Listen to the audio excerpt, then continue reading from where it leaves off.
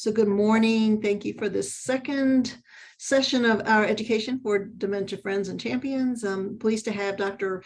Jim Wright with us. I believe he is the medical director at Westminster Canterbury Richmond. Yes, right? Westminster Canterbury and Our Lady of Hope. There we go, Our Lady of Hope as well. That's what I thought.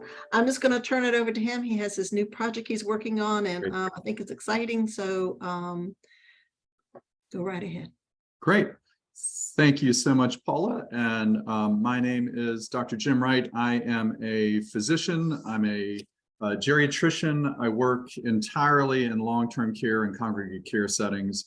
And I am really thankful to have the opportunity to talk today about my vision for care for people living with dementia.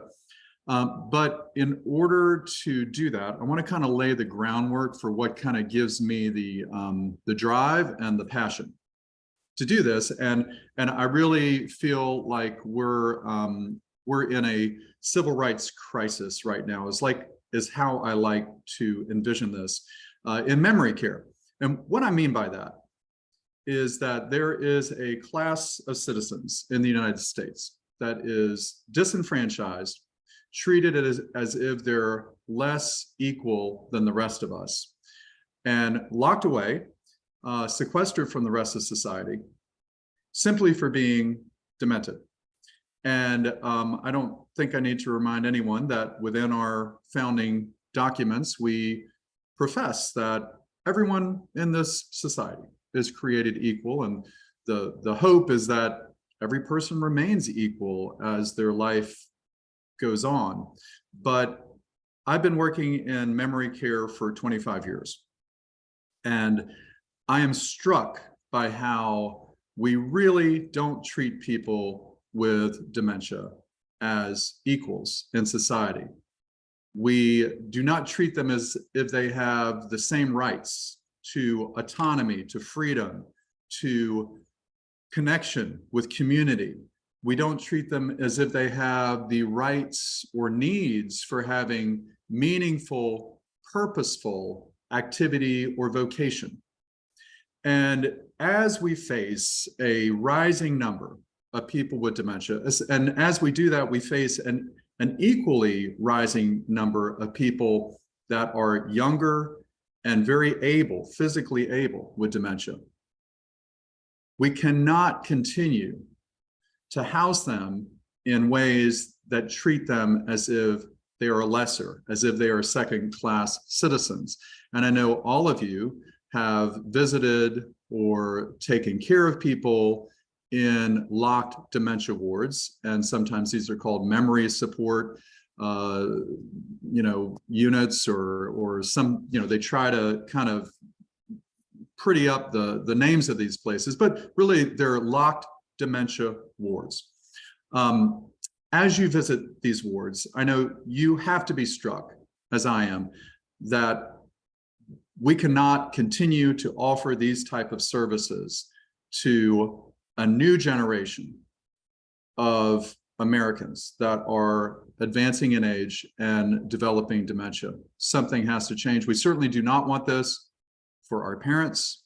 We do not want this for our spouses, and we certainly do not want the current way that we're treating people with dementia for ourselves. And so Homecoming comes out of this passionate belief that people living with dementia are equals. They are equal in their need to have the same rights, freedoms, access to community, and purposeful living that we have. And I'd like to just mention something that really highlights for me how far we have to go in identifying people living with dementia as fully equal to us. And this comes from my professional organization, AMDA, the Society for Post-Acute and Long-Term Care Medicine. And we're a group of physicians, nurse practitioners, PAs, administrators, pharmacists. We all take care of people in congregate care settings. Most of our patients, or at least a large portion of our patients, live with dementia as well in these facilities. Up until the spring of this year, AMDA took a very hard-line opposition to a practice called SED by AD. That stands for Stopping Eating and Drinking by Advance Directives. And just in brief, that's a living will that someone will write up prior to coming down with dementia. And this living will state, if I develop a certain degree of dementia, for example, if I no longer recognize my wife, if I'm no longer able to speak clearly, if I'm no longer continent, I want you to stop offering me food and fluids, stopping eating and drinking by advance directive, euthanasia of people living with dementia. Up until the spring of this year, AMDA stood in opposition to this practice, recognizing that if a person with dementia wants to continue to eat and drink, it is unjust to sequester them away from meals, to sedate them so that they are not hungry and thirsty, and to end their lives prematurely when they're expressing a desire to continue living. We felt this was an unjust practice. At least some of us did, up until May of this year, when AMDA removed its opposition to euthanasia of people living with dementia. And so I am alarmed by this, as I think everyone should be. And I feel that, we're in a crisis right now where I don't see really much movement being made on identifying the value and the rights of people living with dementia. And we talk a lot about culture change in care for people living in congregate care facilities. I think it's important to have culture change, to respect the people we're caring for, to respect each other. But culture change is not going to be enough when I look around at the current state of dementia care. What we need is not just culture change. We need structural change. We need a change in the way we're building places to house people with dementia. We need to stop building these prisons inside each assisted living and inside each nursing home that really exist for the sole purpose of keeping people with dementia in place, offering no other valuable service to them besides simply keeping them safe and in place.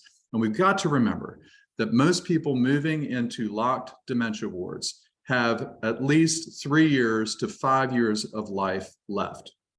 That is a long time to spend at the nurse's station, playing bingo and watching old movies. We have to do something else.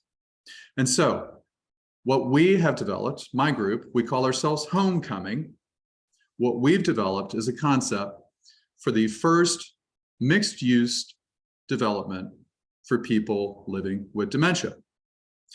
And what we like to say in Homecoming is that everyone has a future. And this reminds us that every single person in our care not only has a past, and a past that is to be honored and recognized, but we identify the value and potential in each person by never forgetting the fact that this person in our care has a life to live. And Homecoming gives them the best option of living the fullest, most meaningful life that they can in those precious last 3 to 5 years of life.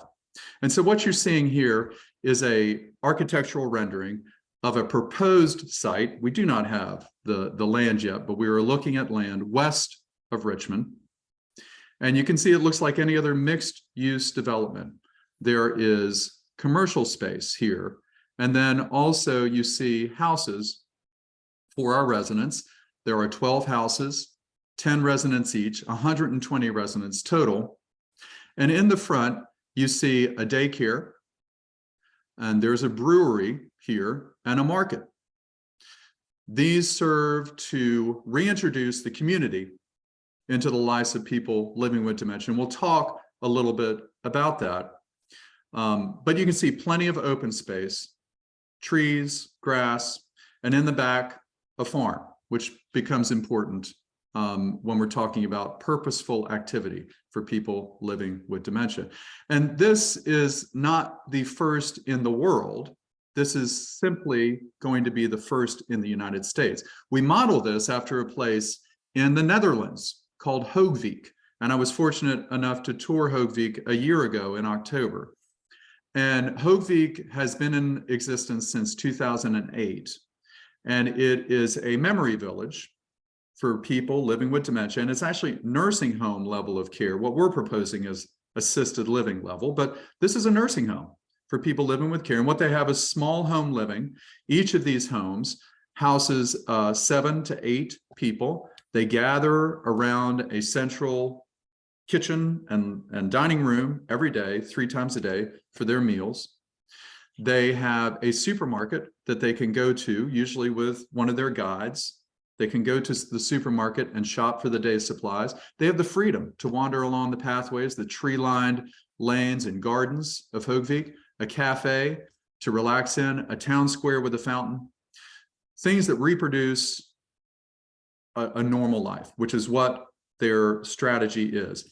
And through this, they identify and proclaim the value of each person living in their care.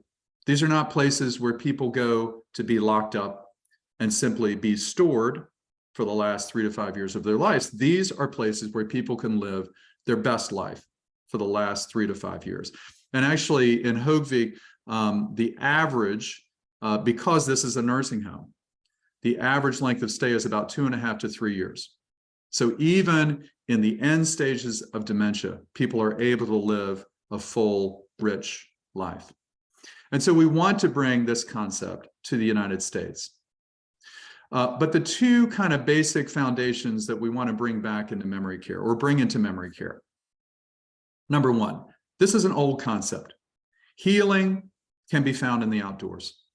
And it used to be, back in the days before we had antipsychotics and benzodiazepines, the only way to help people with mental illness to manage their aggression and agitation was to have huge areas of outdoor space. So all of those old mental health institutes, they called them asylums back then, in the early 20th centuries, they were surrounded by huge acreage, land of rolling hills and farms, places where they would allow their residents to wander through the day, burn up that extra energy so that in the evening, you would not have that aggression, that agitation, that anxiety from being cooped up and locked up and told no all day long. Their residents had that autonomy to wander and choose their path. And this certainly is missing from the memory centers of today. We developed Haldol and Valium and Ativan. We were able to use chemicals to help manage agitation. We didn't have to have these large spaces any longer. And so the memory centers of today maximize indoor space and minimize outdoor space. And unfortunately, we're caught as physicians, as caregivers, as administrators, we're caught between a rock and a hard place now because there's an emphasis on using less chemicals on people with dementia. However, we do not have the tools, the outdoor space that we need in order to help people manage their own aggression and agitation. And most people with dementia spend most of their time inside, finding the doors are locked, the access to outdoors, and that outdoors is probably going to be a small courtyard, maybe very attractive, but not a place to wander, just a place to sit. But even that small outdoor space is usually restricted. You can only go out at certain times. You can only go out with somebody accompanying you because we're a very risk-averse system. We don't want people to fall. We don't want people to be exposed to the elements. And so that outdoor space, limited as it is in space, is extra limited because of our risk-averse approach to memory care. And so we're not supposed to give people chemicals. However, we don't let them have the freedom and the autonomy that they need in order to manage the agitation. So that's an old concept that Homecoming wants to bring back into the care of people with dementia. The other concept is new. Like I said, at Homecoming, we say everyone has a future. And I know you all notice that when you're visiting memory centers or working in memory centers, you recognize the fact that memory centers really do just that. They focus on memory, they focus on the past, they focus on who the person was. And so there'll be memory stimulating exercises, there'll be walks down memory lane, there'll be old movies, and all of that is well and good. We want to honor and recognize that everyone has a past worth recognizing. However, if that's all we do, we lose sight of the fact that this person right now has a present and a future as well. And our memory centers do not allow our residents to explore that future. Who are you right now? And who are you becoming? As we all know, dementia can really change a person, and they may have very little in common with who they were 5 or 10 years ago. They may have new passions, new things they want to explore, new impulses. We have to recognize that and allow for that in our memory centers. And my thinking about this was really changed when I was able to speak with the author of Alzheimer's from the Inside Out. This is a book written by Dr. Richard Taylor. He's a psychologist. He's since passed away, but I was at a talk of his at Johns Hopkins a few years ago, and I talked to him afterwards, and he said, you know, everyone's talking about the past and rubbing your face in it. I don't really need help with figuring out who I was in the past. What I need help with as a person with dementia, I need help with figuring out who I am right now. What am I doing? Where am I going? What does the future hold for me? That's what I need help with. And that's not really what our memory centers do. And so Homecoming wants to recognize the fact that everyone in our care is a valuable human being with a valuable past, but also with a valuable future as well. And that's something that's new. That's something that's not really done in memory center, not well right now. And so I'm going to go into our concept and talk about these 3, what we call restorations. We used to say Homecoming restores the 3 great losses of dementia, but really what it does, it restores the 3 great losses of dementia care. Dementia in and of itself does not necessarily have to do this to a person, but the way we care for people with dementia removes freedom, integration with community, and purpose. We tend not to offer that to our residents when they live in our locked dementia wards. So freedom can be restored to the life of someone living with dementia simply by opening the door, by having that expansive space that a person with dementia is allowed to wander in, you know, and having those doors open from dusk or from dawn to dusk, allowing people to open that door and to wander, have the autonomy to pick their path and to wander it. And if you have a campus like we're proposing, 15 acres, surrounded by a secure perimeter, combined with monitoring devices, cameras, personnel, tracking devices, technology can be used now to allow people to wander without putting them at risk for exposure, for wandering into traffic, those kind of things.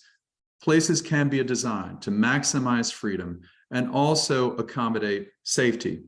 And what we like to think of about safety and risk at Homecoming is that you can give someone with dementia their best life, not by approaching risk as something that needs to be totally removed from the life of someone with dementia, but something that needs to be accommodated. You need to find a balance between risk and freedom in the lives of people with dementia.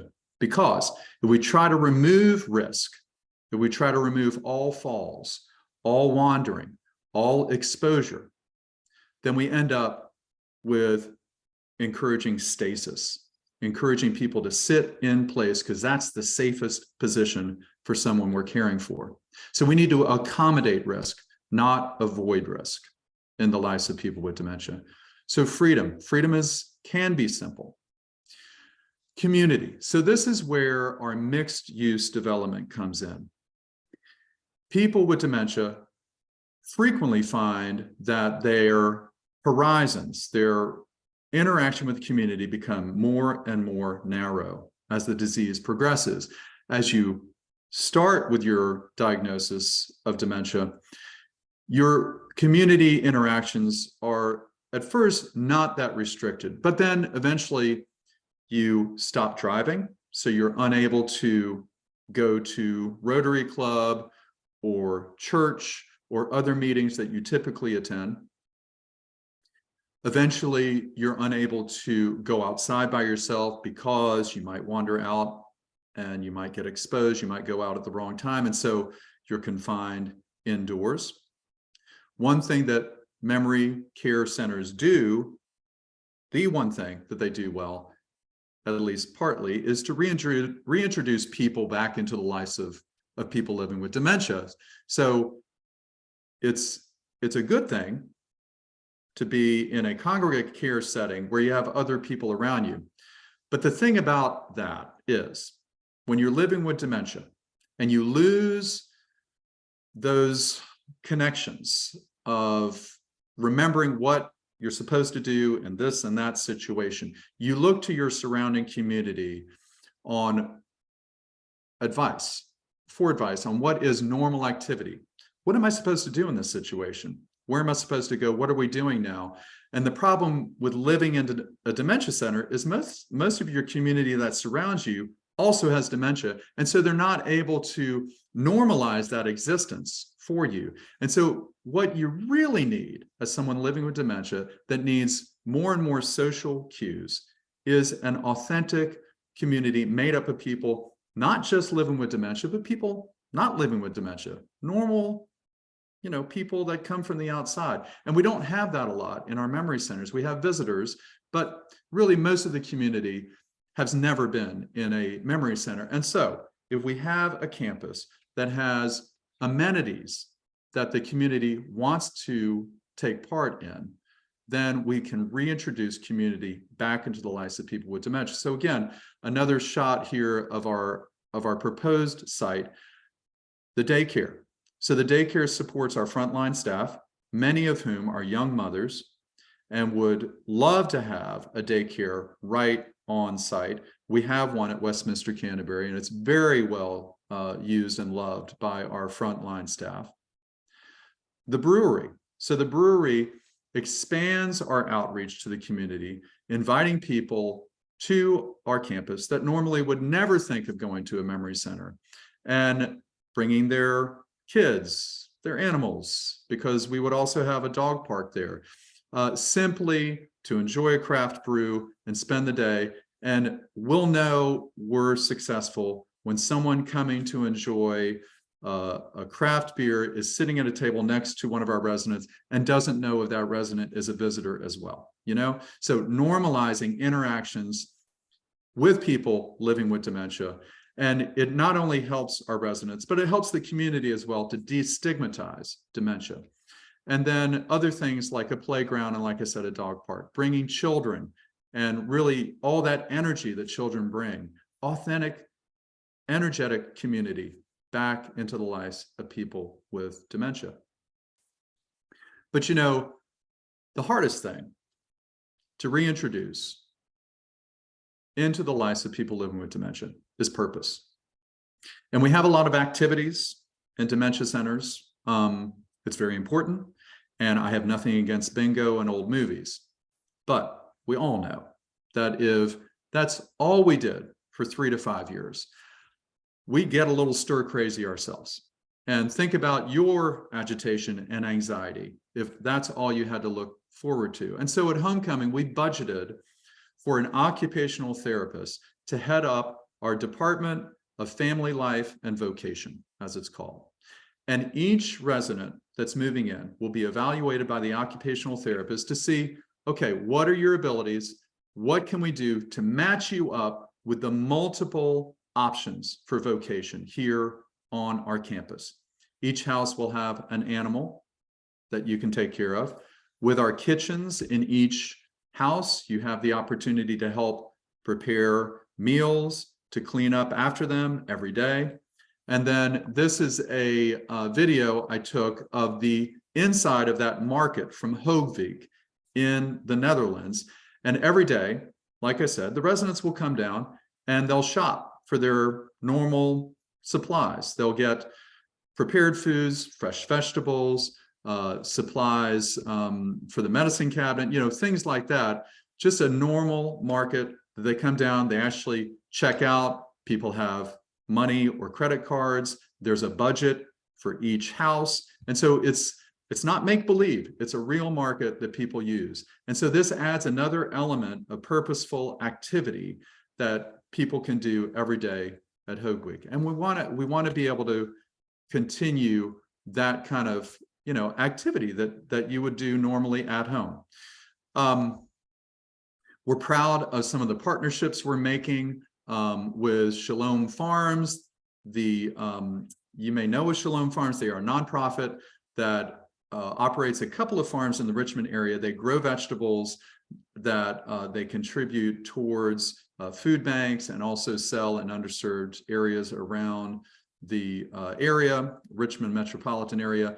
We ideally would want their farm on our campus so that our residents would help with planting, weeding, harvesting, and the vegetables that they harvest would actually go into the community. So some meaningful activity where they're contributing back to the community. So all the different options for ways to contribute towards the outside community, ways to contribute towards home life there, ways to be a caregiver if you're caring for the house pet.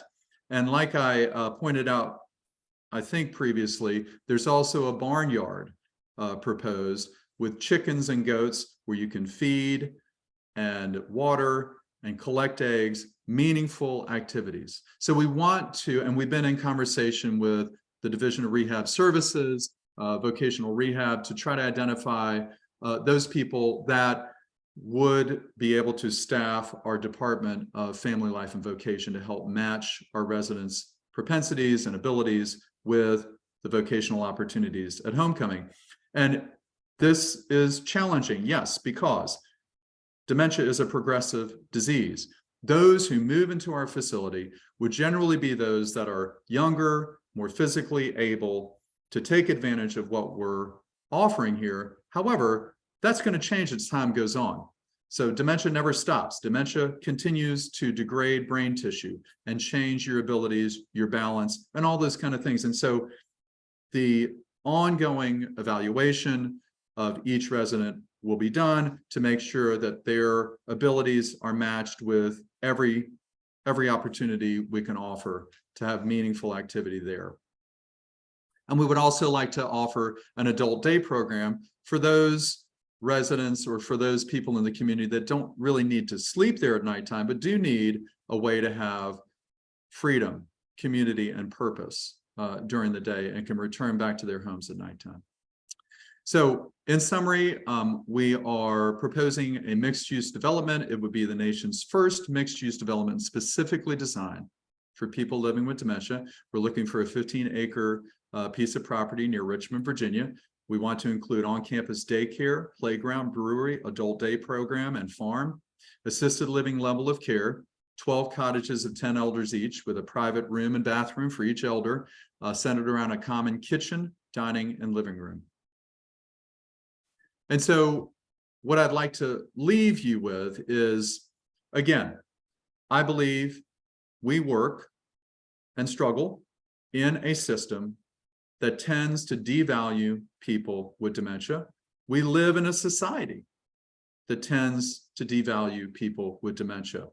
We need more than cultural change. We need a structural change in the way we house people with dementia.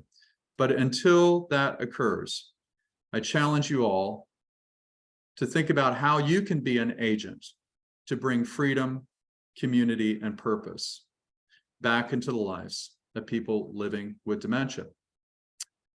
So happy to answer any questions that anyone might have and hear any comments, critiques. Again, this is a concept that we're still working on, and we want to make sure it's the best it possibly can be. Sure. If nobody else has anything, I'd love to ask a question. Sure. Okay, Dr. Wright, this is Kevin Parks. I provide a service where I help folks find the right senior housing environment, Okay. whether Yep. that's private care homes or assisted living nursing homes like we're talking about. And I come across folks on just about a daily basis that would absolutely benefit from this. Sure. But unless there's a a partnership, grants with VCU or with UVA or something like that we're looking at where we can offset some of these costs, and you're able to accept auxiliary grant, then I mean, this is great for folks that have resources, but That's right. maybe address that if you can. Sure. Yeah. So, so this is definitely something that would at first mainly be used by people with financial resources. What I like to think of this is a research and development project. It is going to have to be funded by something. Yes, VCU, UVA could help us with that, but the ongoing costs are pretty prohibitive for someone that is, for example, able only to have auxiliary grant as their funding source. And as you know, auxiliary grant is accepted by very, very few assisted livings because it's very little money. So unfortunately, this first phase is mainly going to be funded by private dollars from the people living there. We've worked on our budget so that it matches what you would pay for a high-end memory care in some place like Westminster or Our Lady of Hope. So it matches those prices. My dream is to be able to offer this to the Medicaid population. That's what I would like to do. I'd like to have it as a actual nursing home for people with Medicaid. And there are a lot of people that live in nursing homes that don't need to be there. They're only there because they don't have the funds to pay for assisted living. But at this point, given the fact that this is the first time this has been done, we don't have the background, we don't have the financial backing to extend it to people that, like you're talking about. When, our budget assumes financial solvency at year 3. And at that point, we have our goal is to offer 25% of our beds for charity care at that point, either partial pay or no pay at all. But that can't happen on day one, unfortunately. Okay, thank you. Yep. We had a couple of questions in the chat, where do folks go when they reach the nursing care level? Yeah, so that's a good question. So this is for people that are more mobile, that can take advantage of everything that Homecoming has to offer. However, I'm part of, and have been part of, a number of different assisted living level memory care units. And we are able to accommodate the care of people through all their stages of life, even when they reach quote unquote nursing home level of care, if we engage hospice. And so engaging hospice does help you to extend care longer to people living with dementia. As we know, because it progresses, eventually you are bed bound, but that last stage does not necessarily last years and years. So when I've been taking care of people with dementia, most of the time we're able, even in assisted living, we're able to keep them in place. There are some occasions where you simply cannot do that, but with the help of hospice, we're even able to use things like a Hoyer lift, that's a sling, to move people from bed to bath or bed to chair. So it is able to be done. And eventually, like I was saying, we would like to have nursing home level of care offered.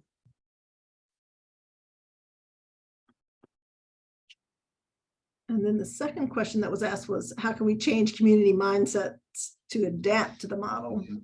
Yeah, so I think that's what I was referring. Well, that's what I was referring to at the beginning. We seem to be okay at this point with treating people living with dementia like second-class citizens. So I think my goal, and you know, I'm a single person that's you know, sometimes I feel like I'm shouting into the void. My goal is to raise awareness as best I can to the plight and the civil rights crisis of people living with dementia. I feel most of society simply doesn't know. Some of society, of course, doesn't care about people with dementia, but most of society really has not thought about how we restrict the rights of people living with dementia. And so the first step is to get society to see that people living with dementia have as much right, as much claim to all the benefits of society that we have, because they're just as valuable as anyone else. That's a tall order in a country that really prizes independence and youth and power and productivity, right? It's a tough society in which to be dependent or to have dementia or to be poor. But that's something we have to push for. We have to push for the recognition of the rights of people living with dementia.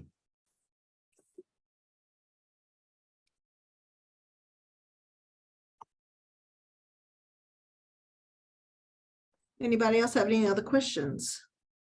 Yes, I do. This is George. Dr. Wright, thank you so much for this presentation. It's you and I have talked about your vision, and I'm so impressed by it. I'm wondering if you have harnessed a kind of national voice, or are you really just looking at Virginia?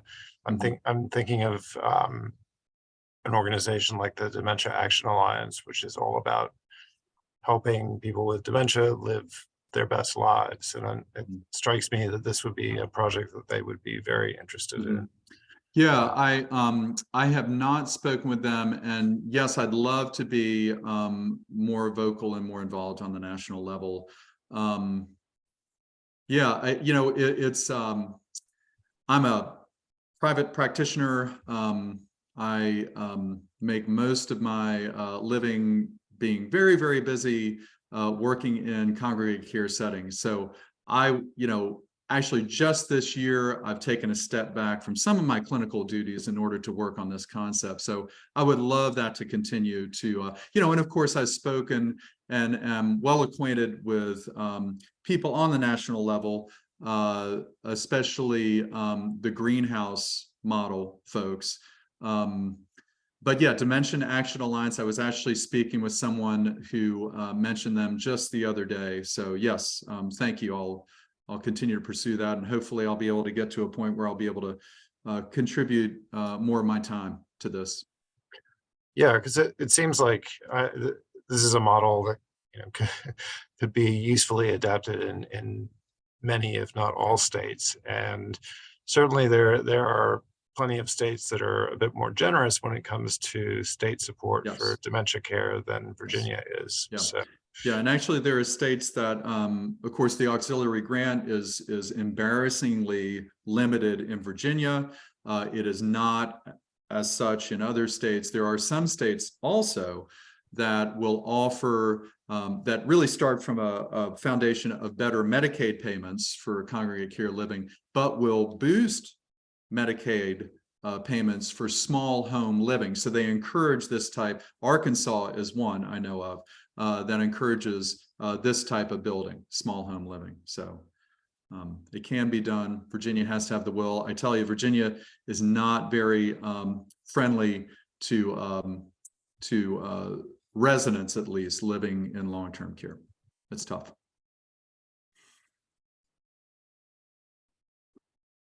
But thank you. Yep. Thank you. Anyone else?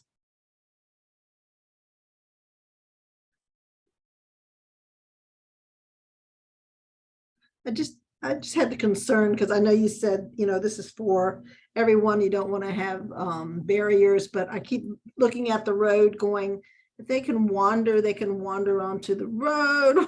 That's my concern. Well, what this is not showing, yeah, you're looking at that. What this is not showing is the ultimate campus. And so we will have a secure barrier that the place I was talking about, Hoogvik in the Netherlands, they have their perimeter surrounded by buildings. It's an urban design. So there is no way in or out. There are 2 to 3 story buildings surrounding the perimeter with a single entry point that is 3 doors with a security desk in the middle. So, this open area here would not be an open area in the final, right in the middle where you see people going in and out. This would be a security, desk with a wall and probably an indoor atrium to go in and out. Yeah. I think it's fabulous. Yeah. Anybody else before we close this out? Now's the time to ask questions.